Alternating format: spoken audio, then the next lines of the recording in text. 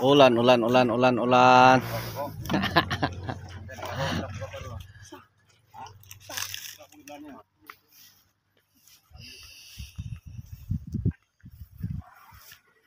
Okay, are.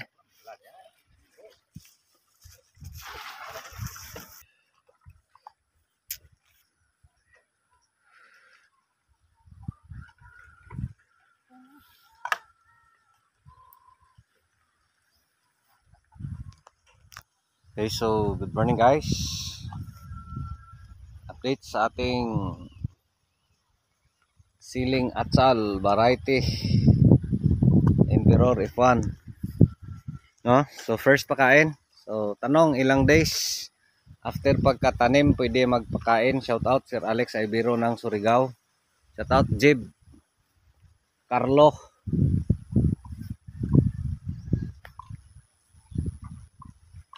Monji ng Bukidnon.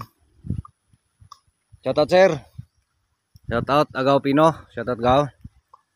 Farmer Montejo. May nyo diha Gaw kay giulan mo kami dire wala gyud. Stilan. No, so beginner's guide. Kailan pwede magpakain dito sa siling atsal, no? So sweet pepper na kanang 5 dia no at 3. No, so kailan magpakain dito? No, so again katatapos lang natin sa pagtransplant ng ating sili. Again, planting distance 60 cm. Pero yan pinatabi ko. No, so kadalasan yan ay 60 cm. No? So tapos pag may ulan, tanim tayo sa gitna ng sitaw. Yan yung setup dito, crop raising. Crop raising, sitaw plus siling atsal. No? So doon tayo sa fertilization dito sa shoutout ni Papa. Dito sa sili. No? So kailan pwede magpakain first. No? So again, itong ating sili guys ay naka-seed tray. No? So dito sa naka-seed tray, pag transfer mo, pwede ka na mag-drench. So depende yan sa inyo. Bakit pwede mag-drench? The same lang din yan, no? Kung titingnan mo yung times na magpakain tayo sa seed tray, it's the same lang, no? Para mas madali yung paglago ng ugat. So dapat ayan, pakainin natin after tata-transplant. Oh, yan, may ulan. Sana malakas. May taligsik. No? So, again, sa atin, pwede kakatanim. Pwede ilang days after. Pwede 1 week after. Pwede 4 days after. So, in short, maski katatanim mo lang, pag naka-seed tray ka, pwede ka nang magpakain. No? So, yan yung sa atin. Depende na rin yan sa inyo. No? So, sa atin, natapos natin pag-transplant last kapon, no? So yan yung last, pero ginawa natin, hindi natin pinapakain yung mga nauna natin sa pagtanim. So in short, pinagsabay-sabay natin sa pag-drench. No, so anong mga abono pwede gamitin? No, so dito again, kung mapansin ninyo, yung pagpapakain natin ay para mabilis yung pag-arangkada, ang ginagamit natin ngayon ay Unique 16, 2 kilo. Unique 16, 2 kilos. So meron tayong inihanda dito. Yan, Unique 16, tigda 2 kilo yung packing, no? So 2 kilo per drum. So maliban sa Unique 16, anong pwede? Pwede 1620 o yung ammonium phosphate, no? Pwede 1846. Again, lahat 2 kilos tayo. Pwede 1414, no? So yan yung mga kadalasan natin ginagamit na abono. Ayun, malakas yung ulan sa kabila. Sana aabot yan dito. No, so yan yung mga posible na mga abono na pwede ipakain. Again, dito sa atin, start ng pakain, minimum tayo ng 2 kilos. no? So since dito atsal, second time nating magtanim ng atsal. Di pa tayo nag-Jupiter Farmer nung first time tayong nagtanim.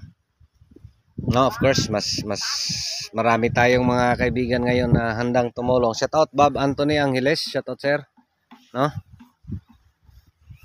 So, pwede na rin kay Sir Ricardo Talban, shout out sir, no? Lahat nating mga kaibigan.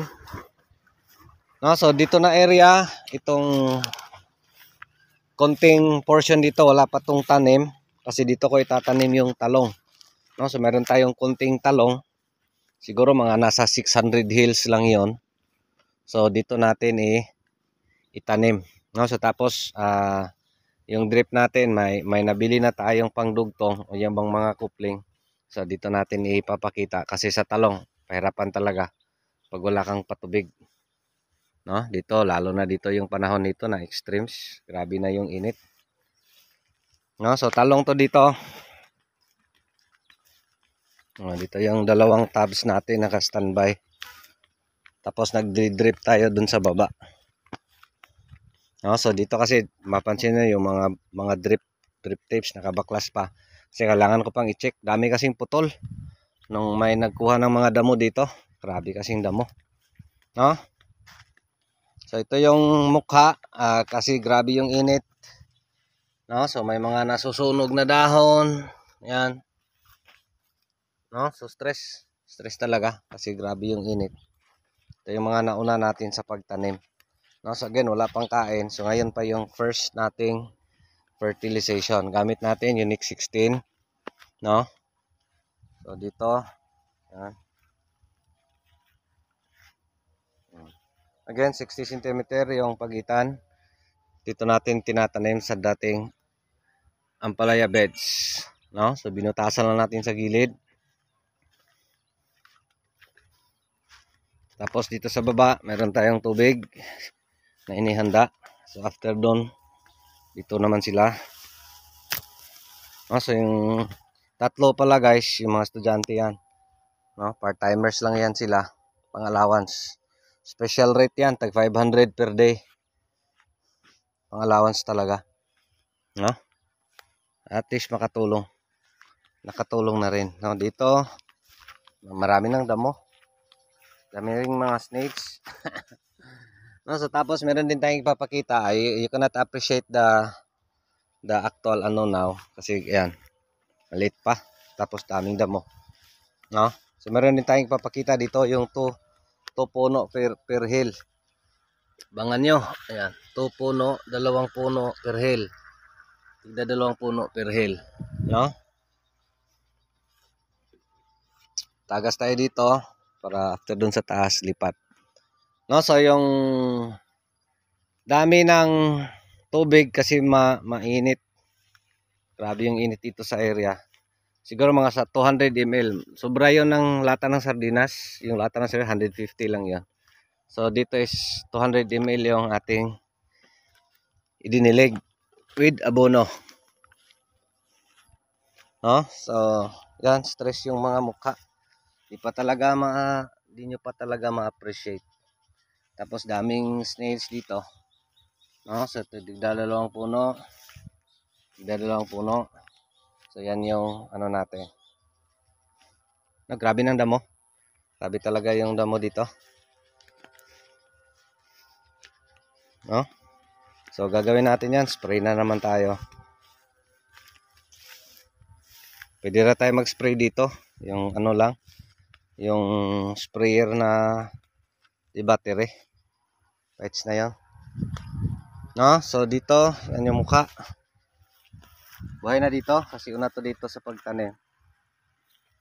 No? So medyo na. Stable na. So ginawa din natin dito yung routines. Dilig. Every afternoon pa rin. The same doon sa ating bibing ampalaya. No, so again, first pakain, first fertilization dito, papakita din natin paano. No, so yung spraying natin dito, of course, nag-spray na tayo ng pabaho pagkatanim. Tapos dito kasi maraming uod, no? So ganitong plaster, daming uod. So nag-spray na tayo First yung pabaho, alika. Plus nag-fungicides tayo. Gamit natin dito Galileo. Tapos nag-cabrio din tayo. Second spraying. So yung first alika at saka Galileo. Second is yung gold plus cabrio. No? So yan yung in-spray natin dito. Part sa ating prevention. No, kasi kung mapansin nyo, yan dating ampalayahan. No? So iba yung management. Daming damo. Daming kalaban. No, so again, yan yung first pakain dito. Hoping and praying makasurvive ang ating mga tanim sa init. No? Considering the cost, napakalaki yung cost dito sa tubig. Last, kabayad tayo ng 17,000. So ngayon, pag wala pa namang ulan, yung ulan kasi, ano lang yan, doon lang sa kabila. O yan, mainit na naman. No? So yan yung mahirap. Minsan lang tayo pinuntahan ni ulan. Lord, bigyan nyo kami ng ulan. No, so again, with God's grace and God's blessing, sana maging okay lang. Thank you, Lord. No, so yun lang. Maraming salamat. Ito pa rin si Jopilo Farmer, anak ni Matoy, ang farmer nga gwapo, suhito, ugmay, kahibalo. Apan ay saba kay manoon pa ko. Daghang salamat.